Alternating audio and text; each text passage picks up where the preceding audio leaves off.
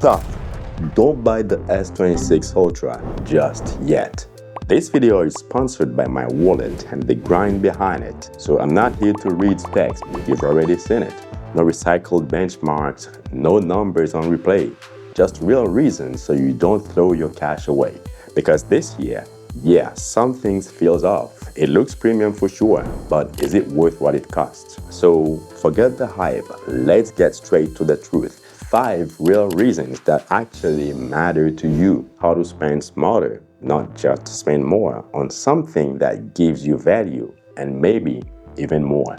Your time is gold, so I won't waste a second. Let's get into it and see if it's really worth your investment.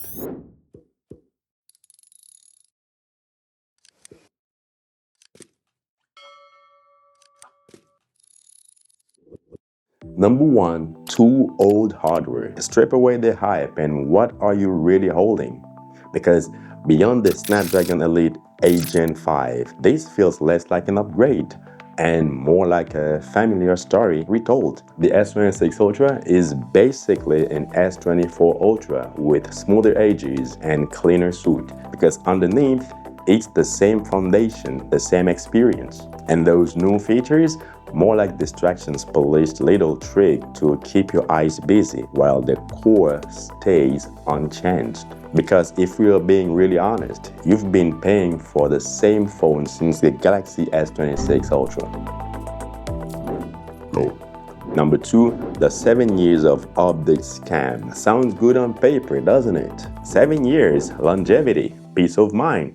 But really, some people are still waiting on One UI 7 while One UI 9 is already knocking at the door. Let that sink in. Your S26 Ultra will be special this year or maybe the next.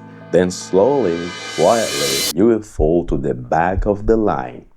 Waiting months, turning into years. And by the time One UI 10 shows up, you're already 2 or 3 versions behind the promise you paid for.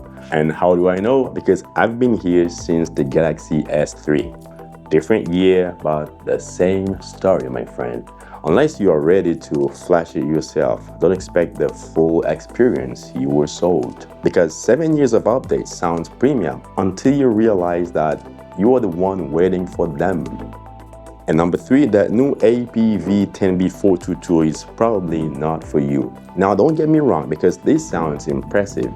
Less compression, more data, and more freedom in editing and color grading. On paper, it's powerful. But here's the problem. Power means nothing when the foundation can't keep up. Because no matter how advanced the codec is, it's still limited by the sensor behind it. And when that sensor starts struggling, dynamic range falls apart, details get muddy, and your pro footage just turns into a polished mess. So yeah, it sounds like a creator's dream until reality hits and it becomes the creator's disappointment. And number 4, the cameras. Let's be honest, we don't upgrade for processors. We upgrade for cameras, moments, memories, that one shot that actually matters. And while other brands are pushing limits, bigger sensors or real hardware improvement, this one's still betting on AI to fight against physics. But here is the truth. No algorithm can fully replace light. No software can fake what the sensor never captured. So while others evolve, this one adapts just enough to keep up appearances. And at this level, good enough isn't good enough anymore. Because when you are paying for flagship money, you deserve a flagship evolution. And finally, number 5, value. Now yeah, beauty is subjective and design is personal, but when it comes to value, that's a different conversation, my friend. Because very soon, some serious competition is about to enter the room for the first time globally.